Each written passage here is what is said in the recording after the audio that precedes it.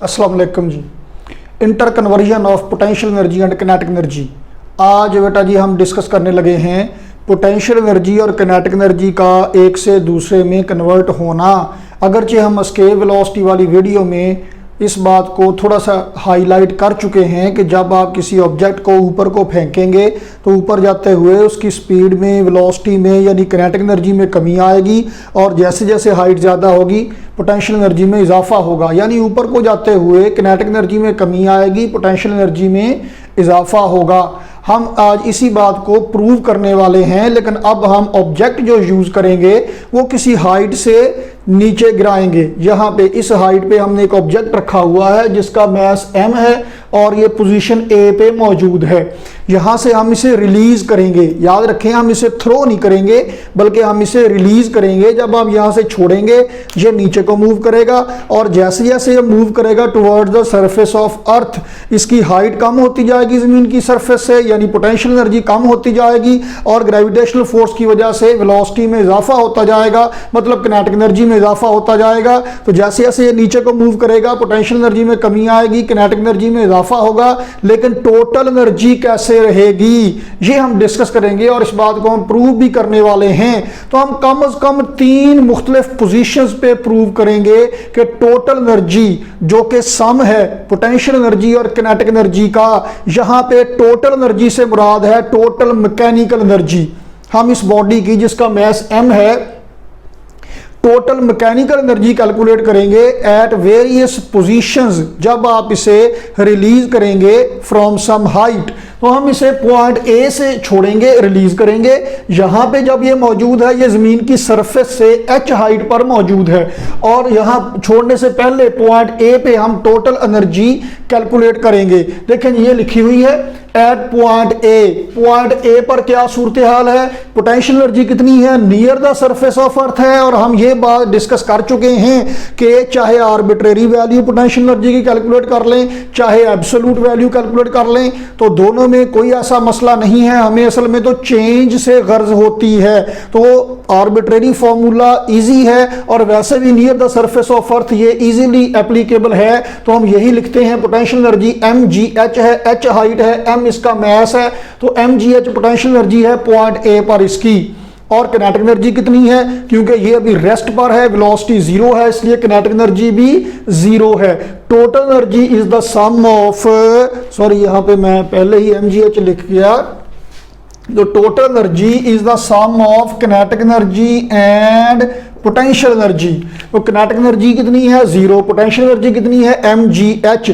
Total energy at point A, total mechanical energy mgh है, ये हमने रिकॉर्ड कर लिया जी। अब हम इसे रिलीज करेंगे, ये नीचे को आएगा, तो नीचे को आते आते अपने सफर में दरमियान पे कहीं पे किसी जगह पे जमीन की सरफेस से लेकर पॉइंट A के दरमियान में किसी भी जगह पर हम कैलकुलेट करेंगे ऐसे ही total mechanical energy. Total energy that is the sum of potential energy and kinetic energy. जब मैं कहूंगा टोटल एनर्जी इस टॉपिक में, तो मेरा मतलब है टोटल मैकेनिकल एनर्जी। और पॉइंट B पे ये दरमियान में किसी भी जगह पर है, और वहां पे टोटल एनर्जी कैलकुलेट करने के बाद ये नीचे को आता जाएगा, तो just before hitting the ground point C near the surface of earth है, सरफेस ऑफ अर्थ पर नहीं है, near the surface of earth है, just before hitting the ground हम टोटल एनर्जी मालूम करेंगे। मतलब अभी वो जमीन से टकराया नहीं होगा, क्योंकि अगर जमीन से टकरा गया फिर तो वेलोसिटी भी 0, मतलब किनेटिक एनर्जी भी 0, पोटेंशियल एनर्जी भी 0, फिर तो रौला ही मुक गया ना जी। जमीन के साथ टकराते वक्त क्या सूरत हाल होगी वो पॉइंट C पे कैलकुलेट करेंगे। तो आइए मेरे साथ जनाब, एट पॉइंट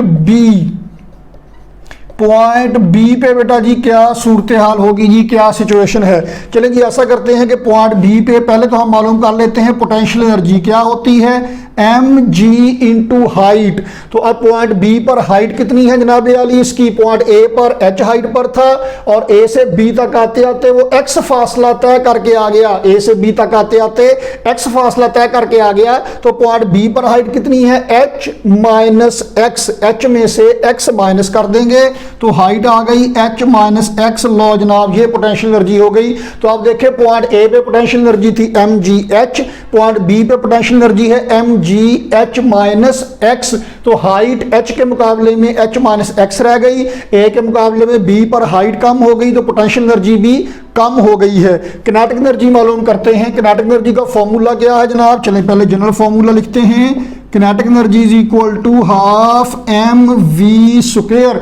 वेलोसिटी कौन सी है, पॉइंट बी पर वेलोसिटी, पॉइंट बी पर वेलोसिटी कितनी है ये मालूम करते हैं। वो वैल्यू वी बी की वैल्यू यहां पुट करेंगे, किनेटिक एनर्जी निकल आएगी। वी बी पर वेलोसिटी कितनी है ये मालूम करने के लिए सूरत हाल देखें जी कैसी है। पॉइंट ए से रिलीज किया, इनिशियली वो रेस्ट पे था तो वी आई इनिशियल वेलोसिटी 0 है, वी एफ फाइनल वेलोसिटी कितनी है, अब वो नीचे को आ रहा है, वेलोसिटी बढ़ते बढ़ते पॉइंट बी पे जितनी भी वेलोसिटी है वो फाइनल वेलोसिटी है। वी बी एस कितना फासला तय करके आया, वो ए से बी तक आते आते एक्स, और एक्सेलरेशन कितना है जनाब जी, लो जी।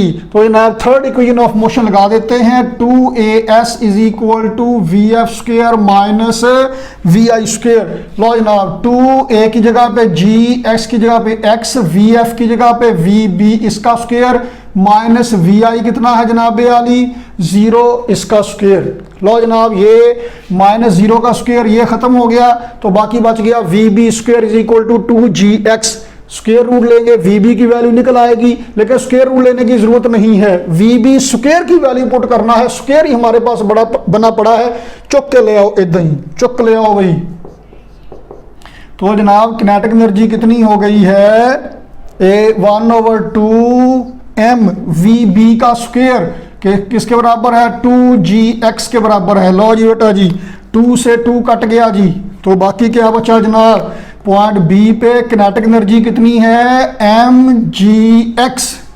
तो जनाब टोटल एनर्जी कितनी होगी, total energy is equal to potential energy plus kinetic energy. लो जनाब पोटेंशियल एनर्जी कितनी है ये पड़ी हुई है mgh minus x plus mgx। लो जी ये ब्रैकेट खोल लीजिए, mgh minus mgx plus mgx minus mgx से प्लस mgx कट गया तो टोटल एनर्जी पॉइंट बी पर भी कितनी आ गई है जनाब, ये है mgh ही है। टोटल एनर्जी रही उतने की उतनी ही पॉइंट बी पर भी। तो जनाब अब हम काम शुरू करते हैं पॉइंट सी पर। Just before hitting the ground, जमीन के साथ टकराते वक्त क्या सूरत हाल थी, तो जमीन के साथ टकराते वक्त हाइट उसकी ऑलमोस्ट 0 हो चुकी है, तो पोटेंशियल एनर्जी कितनी हो चुकी है 0। आप देखिए ऊपर से नीचे आते हुए पोटेंशियल एनर्जी पहले mgh थी, फिर mgh में से m कुछ माइनस हो गई, mgh माइनस एक्स रह गई, और जमीन के साथ टकराते वक्त तो पोटेंशियल एनर्जी कितनी हो गई 0। तो जनाब किनेटिक एनर्जी कितनी होगी पॉइंट सी पे 1/2 m, वेलोसिटी है अब वी सी इसका स्क्वायर। लो जी पहले की तरह पहले वी बी की वैल्यू लिखी थी, अब हम वी सी की वैल्यू लिखेंगे। आपने जब ये टॉपिक लिखना है तो तीनों पोजीशंस पे वैल्यूज ऐसे डिराइव करके लिखना है, जुबानी कलामी डायरेक्ट नहीं लिख देना आपने। तो जनाब पहले की तरह इनिशियल वेलोसिटी है वी आई जो कि 0 है, कैसे भला, अब ये पॉइंट सी पर है और ये शुरू कहां से हुआ है, पॉइंट ए से ही उसने स्टार्ट लिया है। पॉइंट बी पर हमने उसे डिस्कस किया था, वो रुका नहीं था कि लो जी मेरी वेलोसिटी काट दो मैं तो बैठा, ऐसा नहीं था, वो वहां से आ रहा था, हमने रास्ते में आते आते वेलोसिटी मालूम कर ली। तो पॉइंट सी पर भी जब उसे कंसिडर करेंगे तो स्टार्टिंग पोजीशन पॉइंट ए ही है, वी आई 0 है और वी एफ अब फाइनल वेलोसिटी पॉइंट सी पर है तो वी सी कहेंगे। एस कितना फासला वो तय करके आ गया, ए से चला और जमीन के बिल्कुल करीब पहुंचा तो ऑलमोस्ट एच फासला वो तय करके आ चुका है। एक्सेलरेशन बेटा जी वही ग्रेविटेशनल एक्सेलरेशन के बराबर है।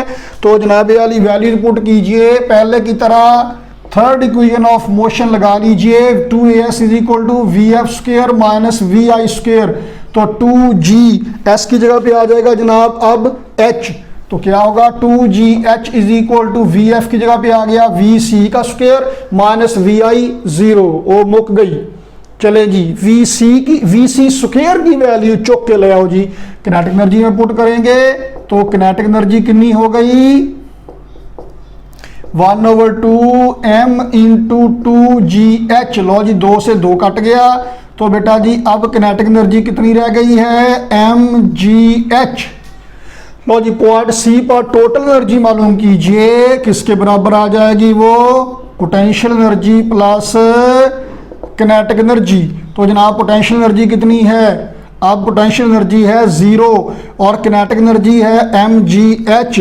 तो total energy remains the same, mgh की mgh ही रह गई।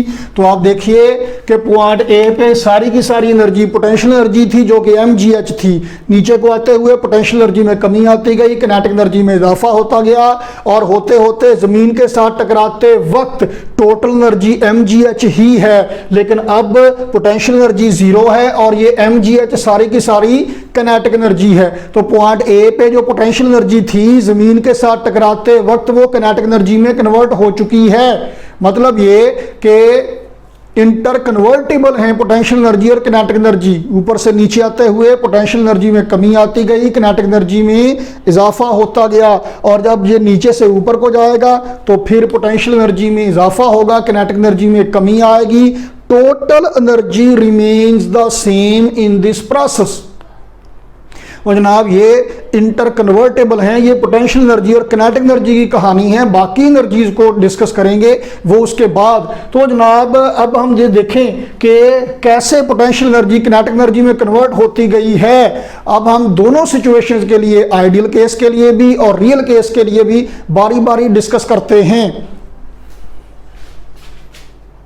हाँ जी, तो जनाब अब हम उसी सिचुएशन को कि किसी हाइट से ऑब्जेक्ट को रिलीज किया गया और वो नीचे को आ रहा है, नीचे को आते हुए पोटेंशियल एनर्जी में कमी आती गई और किनेटिक एनर्जी में इजाफा होता गया, सिचुएशन वही है लेकिन डायग्राम की नॉमेनक्लेचर थोड़ी सी चेंज करके तो अब हम डिस्कस करने वाले हैं। पहले मैं यहाँ पे एहतियातन लिख देता हूँ for ideal case. Ideal case के लिए, आइडियल केस में क्या होता है जी, फ्रिक्शन नहीं होती बिल्कुल, तो एनर्जी के लॉसेस नहीं होते। खैर एनर्जी लॉसेस को हम बाद में ये डिटेल से बात करेंगे। तो आइडियल केस में क्या हो रहा है जनाब कि जैसे जैसे ऊपर से नीचे आ रहा है, जितना पोटेंशियल एनर्जी में लॉस होता है उतना ही किनेटिक एनर्जी में गेन हो जाता है। तो ऊपर से नीचे को आते हुए मैं यहाँ लिख भी देता हूँ व्हाइल मूविंग डाउनवर्ड, ऊपर से नीचे आते हुए क्या होता है जी, loss of potential energy is equal to gain in kinetic energy. तो while moving downward under the action of gravity potential energy में कमी आती है, किनेटिक एनर्जी में इजाफा होता है, loss of potential energy is equal to gain in kinetic energy. तो फर्ज करें, सूरत हाल ये है कि ये ऑब्जेक्ट पहले h1 हाइट पे था, पहले ये h1 हाइट पे था, मैस इसका m है, फिर नीचे को आते आते आते आते एक वक्त आया जब हम इसे ऑब्जर्व कर रहे हैं ये h2 हाइट पे रह गया, ये h2 हाइट पर रह गया। अब तो यहां से यहां तक आते हुए पोटेंशियल एनर्जी में कितना लॉस हुआ और किनेटिक एनर्जी में कितना इजाफा हुआ।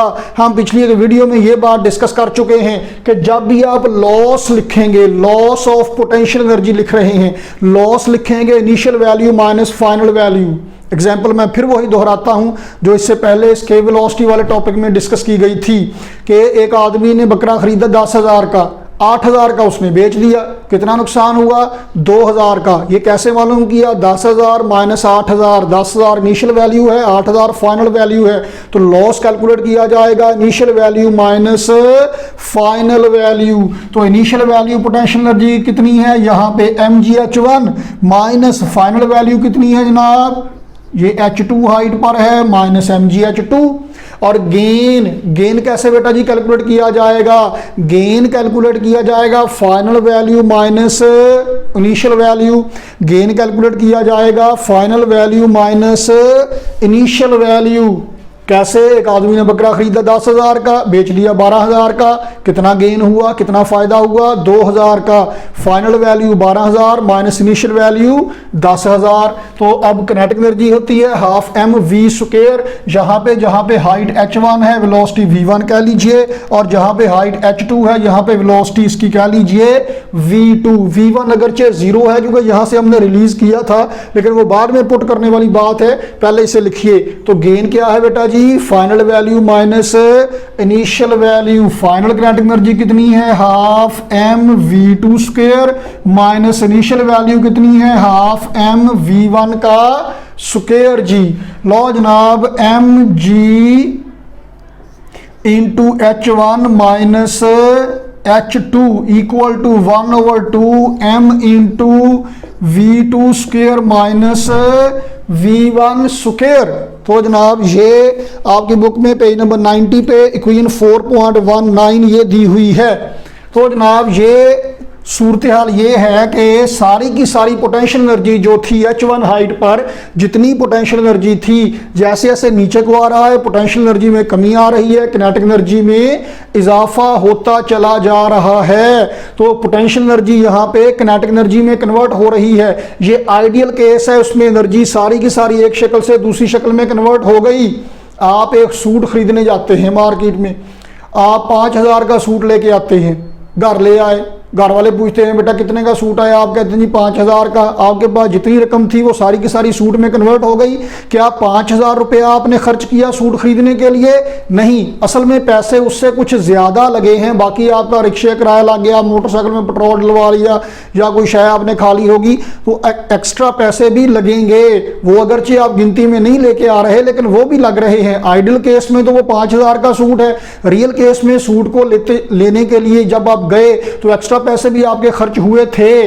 तो वो पैसे भी अगरचे आप आइडियली कैलकुलेट नहीं कर रहे, क्योंकि सूट तो 5,000 का ही आया है, लेकिन वो जो रिक्शा किराया है आपकी जेब में होगा तो आप जाएंगे ना, तो प्रैक्टिकली तो आपके पैसे ज्यादा खर्च होंगे। तो कुछ ये जो पैसे हैं वो किसी जुमरे में ही नहीं आते, किसी कैलकुलेशन में ही नहीं आते। ये क्या है? ये वो हैं जो कि आप समझ लें कि लॉस हो गया।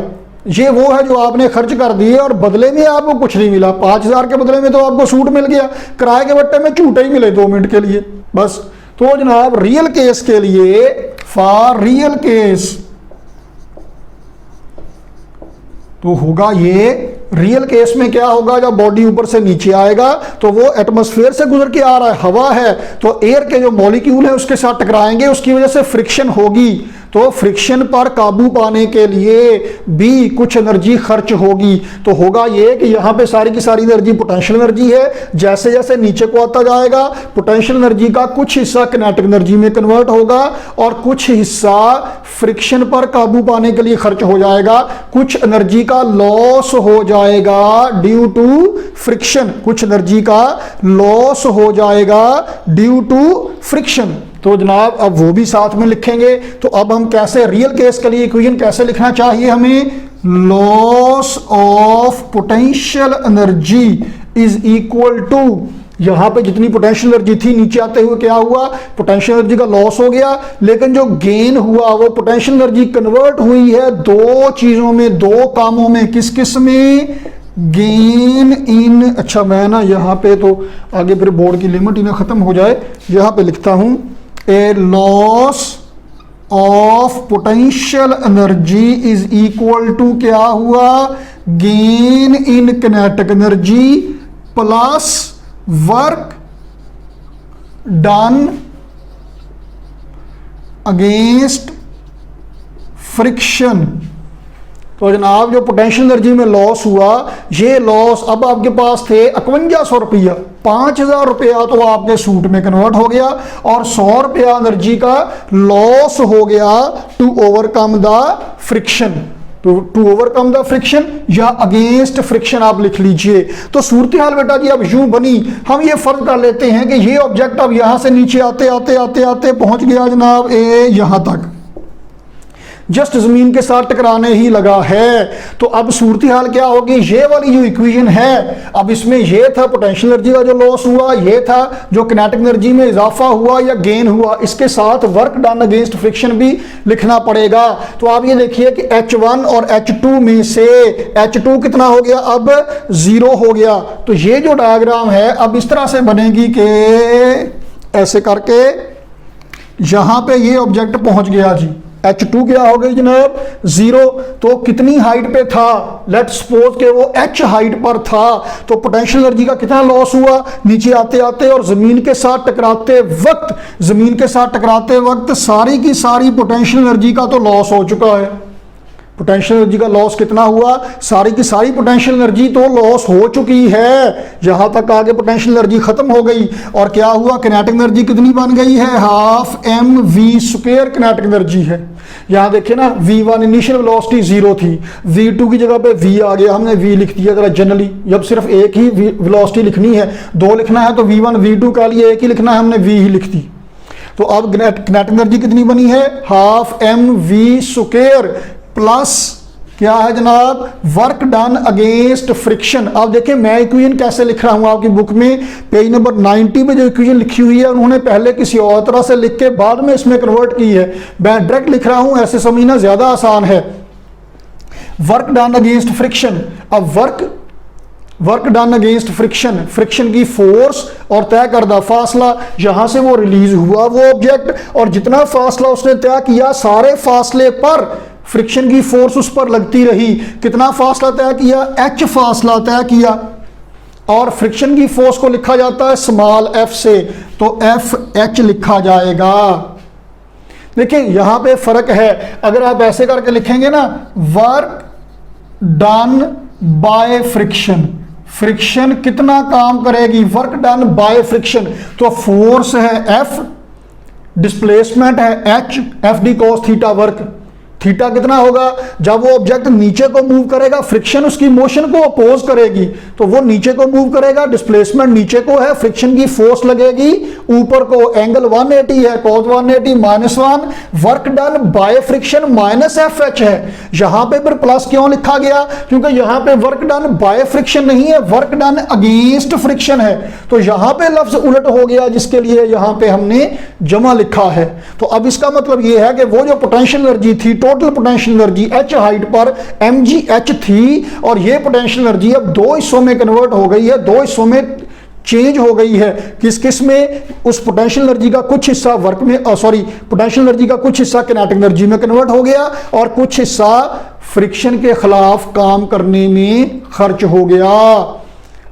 अगर आपकी जेब में एग्जैक्ट 5,000 रुपया है तो 100 रुपया आपका किराए पे लगेगा, तो 4900 आपके पास बचेगा सूट खरीदने के लिए। तो वो जो 100 रुपया है, हम उसे कहते हैं एनर्जी का लॉस हो गया। लॉस किस लिए हो गया कि उसके बट्टे में हमें कुछ मिला नहीं है, मिला तो हालांकि झूठे तो मिले हैं, लेकिन वो कोई फिजिकल शय नहीं हमें मिल सकी, वो हमें परमानेंट हमारे पास नहीं है। वो सूट तो आपके पास आ गया, हालांकि उसे ज़ाया होना इस लिहाज से नहीं कह सकते कि आप दुकान पे जाएंगे तो तब ही शॉपिंग करेंगे ना, तो आपको वो खर्च करना ही पड़ेगा। तो रियल केस में वर्क डन अगेंस्ट फ्रिक्शन लाजमी होना ही होना है। रियल केस में फ्रिक्शन लाजमी इन्वॉल्व होती है। आप जब नीचे से ऊपर को फेंकेंगे किसी ऑब्जेक्ट को, तो यहाँ पे सारी की सारी एनर्जी किनेटिक एनर्जी है, जैसे जैसे ऊपर जाएगा किनेटिक एनर्जी में कमी आएगी, लेकिन वो जो किनेटिक एनर्जी में कमी आएगी वो 2 हिस्सों में जाएगी। किस किस में, कुछ पोटेंशियल एनर्जी में कन्वर्ट होगी, कुछ वर्क डन अगेंस्ट फ्रिक्शन हो जाएगी। तो वो रियल केस है, रियल केस में फ्रिक्शन लाजमी इन्वॉल्व होगी। ये आइडियल केस के लिए इक्वेशन है, ये रियल केस के लिए है जब किसी ऑब्जेक्ट को किसी हाइट से फेंका जाता है तो जमीन के साथ टकराते वक्त क्या सूरत हाल होती है। अगर आप यहां पे लिखेंगे रियल केस तो ये हिस्सा यही रहेगा, यहां पे दरमियान में यहां पे था वो ऑब्जेक्ट जिसका मास m था, ये हिस्सा यही रहेगा, इसके साथ आएगा प्लस फ्रिक्शन की फोर्स F मल्टीप्लाइड बाय वो फासला जो तय किया है। ये वाला, ये कितना है H1 माइनस H2, ये फासला है। अगर आप यहाँ दरमियान में लिखेंगे, यहाँ हमने दरमियान में लिखने की बजाय एट द सरफेस ऑफ अर्थ लिखा, तो ये आइडियल केस के लिए सारी की सारी पोटेंशियल एनर्जी किनेटिक एनर्जी में कन्वर्ट हो गई, और रियल केस के लिए नीचे को मूव करते हुए जो पोटेंशियल एनर्जी का लॉस हुआ वो दो हिस्सों में चला गया, कुछ किनेटिक एनर्जी में इजाफा हुआ और कुछ वर्क डन अगेंस्ट फ्रिक्शन हो गया। अब एनर्जी कन्वर्ट, कौन सी एनर्जी किस शक्ल में एनर्जी में कन्वर्ट होती है, सूरत हाल क्या होती है, ये एनर्जी का एक से दूसरे में कन्वर्ट होना, यहाँ पे तो सिर्फ पोटेंशियल और किनेटिक एनर्जी का एक से दूसरे में कन्वर्ट होना डिस्कस किया गया। अगले लेक्चर में इंशाल्लाह हम डिस्कस करेंगे जनरली जब एनर्जी किसी भी एक शक्ल से किसी भी दूसरी शक्ल में कन्वर्ट होती है। तो देखते रहिए, मिलते हैं अगली वीडियो के साथ। अल्लाह हाफिज।